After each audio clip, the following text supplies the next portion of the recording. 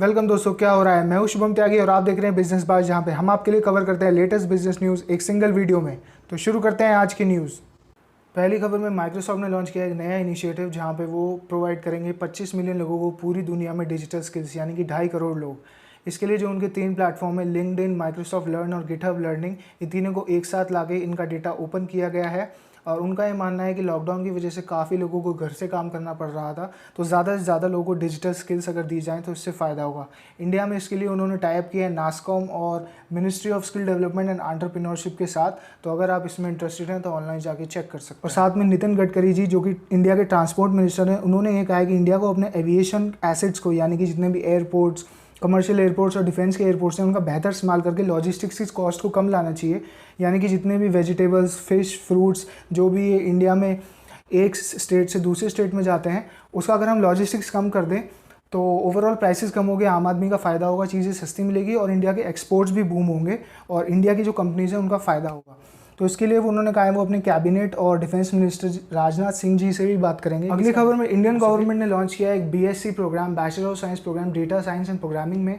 इसके लिए आप 12th पास, ग्रेजुएट, वर्किंग प्रोफेशनल कुछ भी हो सकते हैं, आप साथ में एनरोल कर सकते हैं। डेटा साइंस में 2026 तक प्रेडिक्शन है, अनुमान है कि लाखों नौकरियां होंगी और इसके देखते हुए गवर्नमेंट ने ये प्रोग्राम लॉन्च किया है। और आप जो भी इस समय कर रहे हैं एजुकेशन या जॉब्स के साथ साथ भी इसे परस्यू कर सकते हैं। ऑनलाइन जाके इसकी डिटेल ज़रूर चेक करें अगर आप इंटरेस्टेड हैं तो। और साथ में ओएनजीसी ने रिपोर्ट किया है अपना पहला लॉस लाइफ टाइम में, जो कि था 3,000 करोड़ जनवरी से मार्च के क्वार्टर में, जिसके नंबर्स अभी उन्होंने रिलीज़ किए हैं। इससे पहले इसी क्वार्टर में पिछले साल 2019 में उनका प्रॉफिट था 4200 करोड़ और पहली बार ओएनजीसी को लॉस हुआ है। अगली खबर में विस्टारा एयरलाइंस ने कहा है कि उनके स्टाफ को 5 से 20% की सैलरी कट होकर मिलेगी दिसंबर एंड तक 2020 के, यानी कि 40% एम्प्लॉयज़ के लिए सैलरी 5 से 20% अलग अलग क्लास के हिसाब से, जो कि होता है कंपनीज़ में एम्प्लॉयज़ को डिफ़ाइन किया जाता है क्लास के बेसिस पे, तो उसके लिए उतनी सैलरी कम होकर मिलेगी 20%, लगभग 40% एम्प्लॉयज़ को, क्योंकि एयरलाइंस को इस समय बहुत ज़्यादा नुकसान हुआ है लॉकडाउन में। इसी के लिए उन्होंने अपना बिजनेस सस्टेन करने के लिए विस्टारा ने ये डिसीजन लिया है। साथ में इंडिया ने जैसे ही 59 चाइनीज़ ऐप्स को बैन किया है, इंडिया की अपनी made in India video apps को बहुत ज़बरदस्त फ़ायदा हुआ है। उसमें से कुछ ऐप्स जैसे कि चिंगारी, रोपोसो, बोलो इंडिया के बहुत ज़्यादा डाउनलोड हो रहे हैं। चिंगारी ने पिछले एक दिन में 80,000 डाउनलोड्स देखे प्रति घंटा, जो कि बहुत अच्छी चीज़ है। और बोलो इंडिया ने भी 1 लाख डाउनलोड्स पिछले एक दिन में देखे थे। इंडस्ट्री एक्सपर्ट्स का ये भी मानना है कि अब इंडिया को, जो कि इंडिया के स्टार्टअप्स हैं जैसे पेटीएम, जोमेटो, इन सब में जो चाइना का इन्वेस्टमेंट है उसके ऊपर भी काम करना चाहिए, क्योंकि वो इन्वेस्टमेंट ज़्यादा है और ये स्टार्टअप इंडिया के हैं। उसको रेगुलेट करना चाहिए कि इंडिया का मार्केट चाइना एक्वायर ना कर पाए। अगली खबर में सोलर पावर टैरिफ ने इंडिया में टच किया है न्यू लो, जो कि है 2.36 पर यूनिट, यानी कि सोलर एनर्जी के थ्रू जो बिजली बनेगी अब उसका दाम कम होकर और आ गया है 2 रुपये 36 पैसे पर यूनिट। इसके लिए solar energy corporation of India ने एक बिड निकाली थी, जिसमें काफ़ी फॉरेन कंपनीज ने भी बोलियां लगाई थी और सबसे कम बोली लगाई सोलर पैक कॉर्पोरेशन स्पेन ने, जो कि थी 2.36 पर यूनिट। पिछले काफ़ी सालों में इंडियन गवर्नमेंट का बहुत फोकस है कि हम क्लीन एनर्जी की तरफ बढ़ें, क्योंकि हम ज़्यादातर बिजली अभी जो बनाते हैं वो कोल के थ्रू बनाते हैं, उससे बहुत पोल्यूशन होता है। और जितना ज़्यादा सोलर एनर्जी पर यूनिट सस्ती होगी उतना ज़्यादा लोग इसे यूज़ करेंगे और इंडिया के लिए वो बेटर है, क्योंकि हम क्लीन एनर्जी ज़्यादा यूज़ करेंगे और पोल्यूशन भी कम होगा। और साथ में सुनील मित्तल, जो कि हैं एयरटेल के ओनर, उन्होंने बोली लगाई है वन वेब फर्म, जो कि एक सैटेलाइट कंपनी है यूके बेस्ड, बैंकरप्ट हो गई है, उसको खरीदने के लिए। अगर एयरटेल इस कंपनी को खरीद लेता है उनकी सर्विसेज और बेटर होंगी। और पिछले काफ़ी टाइम में सुनील मित्तल की ओवरऑल वेल्थ बहुत ज़्यादा बढ़ गई है, क्योंकि जियो से आने पे एयरटेल का बहुत फ़ायदा हुआ है। लोगों को ऐसा लगता है कि नुकसान है, बट और सारे नेटवर्क के लोग जब माइग्रेट हुए जियो पे तो काफ़ी सारे एयरटेल पे भी आए, क्योंकि काफ़ी नेटवर्क बंद हो गए, तो उस एयरटेल का काफ़ी फ़ायदा हुआ है। और अब वो जो extra amount, extra revenue extra आई है उनके पास, उससे और ज़्यादा कंपनीज़ को एक्वायर कर रहा है अपनी सर्विसेज बेटर करने के लिए। अगली खबर में डीटीएच का सब्सक्राइबर डेटा आ गया है 2019 दिसंबर तक का, जिसमें 2 मिलियन कनेक्शन, यानी कि 20 लाख कनेक्शन कम हुए हैं। लोगों ने अपना डीटीएच और केबल 20 लाख लोगों ने कटवा दिया है 2019 में। और टोटल अभी जो कनेक्शन है वो है 69.98 मिलियन, यानी कि लगभग 7 करोड़।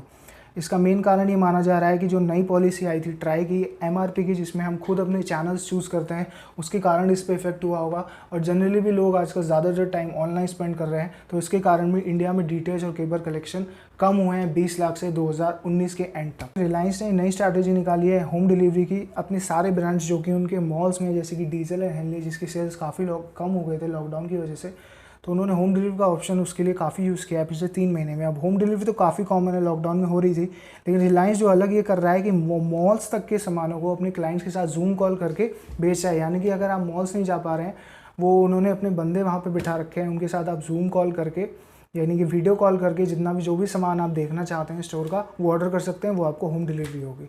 ये रिलायंस की मार्केटिंग टेक्निक है, जो कि मॉल्स तक का सामान वो होम डिलीवरी में पहुंचा रहे हैं, जो कि मॉल्स टोटल बंद है उसके बावजूद।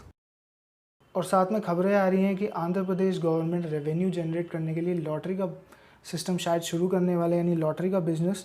जीएसटी कलेक्शन काफ़ी कम हो गए ओवरऑल कंट्री में लॉकडाउन की वजह से, तो आंध्र गवर्नमेंट ने एक यूनिक तरीका निकाला है जिससे वो और ज़्यादा टैक्स कलेक्ट कर सकें लॉटरी को बेच के। तो अभी ये फैसला कंफर्म नहीं हुआ है, पर खबरें आ रही हैं कि शायद वो ऐसा कर सकते हैं अपना जीएसटी कलेक्शन बढ़ाने के लिए। अगली खबर में इडलवाइस इंश्योरेंस ने निकाली है एक नई मोटर इंश्योरेंस स्कीम, जिसके अंदर आप सिर्फ जिस दिन अपने व्हीकल को इस्तेमाल करें उसके लिए भी प्रीमियम दे सकते हैं।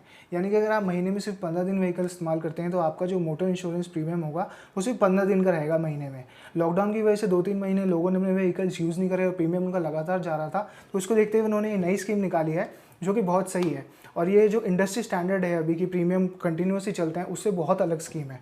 इसमें बस 2 मेन बातें हैं कि फायर और थेफ्ट आपका, यानी चोरी अगर आपकी व्हीकल होती है, वो अगर आपका प्रीमियम बंद भी है, आपने बंद कर रखा है, तो भी चालू रहेगा। लेकिन एक्सीडेंटल डैमेज सिर्फ उसी दिन माना जाएगा जिस दिन आपका प्रीमियम ऑन था। यानी कि अगर आपने ऑन कर रखा है premium, switch on end of कभी भी कर सकते हैं आप, जिससे आपका प्रीमियम कम जाए तो आपका फ़ायदा है। तो एक्सीडेंटल डैमेज सिर्फ उस दिन होगा जिस दिन आपका प्रीमियम ऑन था, उसी दिन कंसिडर होगा। फायर और थेफ्ट हमेशा चलेगा आपके व्हीकल पे।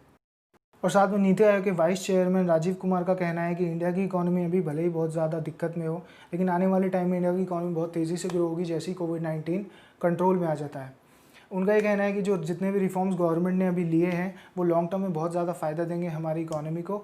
और साथ में आपको ये भी बता दें कि IMF जो है उसका ये कहना है कि मार्च 2021 यानी कि जो फाइनेंशियल ईयर चल रहा है उसके एंड तक भारत की इकोनॉमी -4.5% से नीचे जाएगी। लेकिन ठीक अगले साल उनका ये भी मानना है कि इकोनॉमी जो है वो 6% से ग्रो होगी 2022 मार्च में, यानी कि इकोनॉमी रिकवर करेगी। अगली खबर में यूएस गवर्नमेंट की FDA food and drug administration ने कहा है कि वो एक नई गाइडलाइंस ला रहे हैं जिससे बहुत सारी कंपनीज जो वैक्सीन बना रही हैं कोविड-19 के लिए उसको स्टैंडर्डाइज किया जा सके। यानी कई सारी वैक्सीन कहती हैं कि हमारा सक्सेसफुल है और वो 50% ट्रायल हो चुका है, बट अब वो कह रहा है कि हम एक स्टैंडर्ड लाएंगे, उसके तहत अगर आपकी वैक्सीन क्लियर हो गई तो हम उसे मार्केट में ले आएंगे। तो चाहे कोई भी कंपनी हो, बस आपको स्टैंडर्ड से अप्लाई करना है और वो वैक्सीन फाइनल हो जाएगी कि हाँ वो कोविड-19 के अगेंस्ट सक्सेसफुल है। और साथ में HDFC बैंक ने लॉन्च की है ई किसान धन ऐप, जिसके अंदर फार्मिंग से रिलेटेड सारी न्यूज़, वेदर फोरकास्ट और भी कई सारी इन्फॉर्मेशन प्रोवाइड करी जाएगी। ये नई ऐप उन्होंने लॉन्च की है स्पेशली फार्मर्स के लिए इंडिया में। तो अगर आप किसी को भी जानते हैं जो कि किसान हैं या फिर फार्मिंग से रिलेटेड है तो उन तक ये खबर पहुंचा सकते हैं। अगली खबर में अजय देवगन की movie Bhuj the pride of India और अक्षय कुमार की लक्ष्मी बॉम्ब जो कि दोनों एक मेजर बजट फिल्म है, 100 करोड़ से ज़्यादा इनका बजट है, वो अब लॉन्च होंगी Disney+ हॉटस्टार पे, जो कि एक OTT प्लेटफॉर्म है और थिएटर पे रिलीज़ नहीं होंगी। अब ये एक मेजर बिजनेस न्यूज़ है क्योंकि पहली बार इंडिया में OTT प्लेटफॉर्म्स पर इतने बड़े बजट की फिल्म्स रिलीज़ हो रही हैं। पहले भी OTT प्लेटफॉर्म्स पर फिल्म्स रिलीज़ हुई हैं, लेकिन इतने बड़े बजट की फिल्म्स पहली बार इंडिया में लॉन्च हो रही हैं। अब इसमें आप लोगों का क्या कहना है कि इतनी बड़ी मूवीज़ OTT प्लेटफॉर्म्स पर रिलीज़ होनी चाहिए या नहीं? क्या आप इंटरेस्टेड हैं उन्हें देखने के लिए? कमेंट करके ज़रूर बताएं। और साथ ही इंडिया में चाइना की एम्बेसी ने प्रोटेस्ट किया है भारत के डिसीजन को, जो कि था 59 ऐप्स को बैन करने का, और ये कहा है कि वर्ल्ड ट्रेड ऑर्गेनाइजेशन के रूल्स के खिलाफ जाकर भारत ने ये डिसीजन लिया है। ये उन्हें तब सोचना चाहिए था जब वो पीछे से आकर हमारी आर्मी को अटैक कर रहे थे। और वर्ल्ड वाइड चाइना के ऑनलाइन डिजिटल ऐप्स का मार्केट है $92 बिलियन। तो इंडिया जैसे मार्केट में चाइनी ऐप्स का बैन होने से उन्हें बहुत ज़्यादा इफेक्ट होता है, भले ही वो दिखा ना रहे हों। फाइनली दोस्तों, आज की बिजनेस न्यूज़ में आपने कुछ भी नया सीखा हो तो वीडियो को लाइक करें। अगर आप करना चाहते हैं कुछ बड़ा और उसके लिए सीखते रहना चाहते हैं तो हमारे चैनल को सब्सक्राइब कर सकते हैं, जिससे हमारी सारी वीडियो मिल जाए आप तक। तो सीखते रहिए दोस्तों, बढ़ते रहिए और मिलते हैं अगले वीडियो में।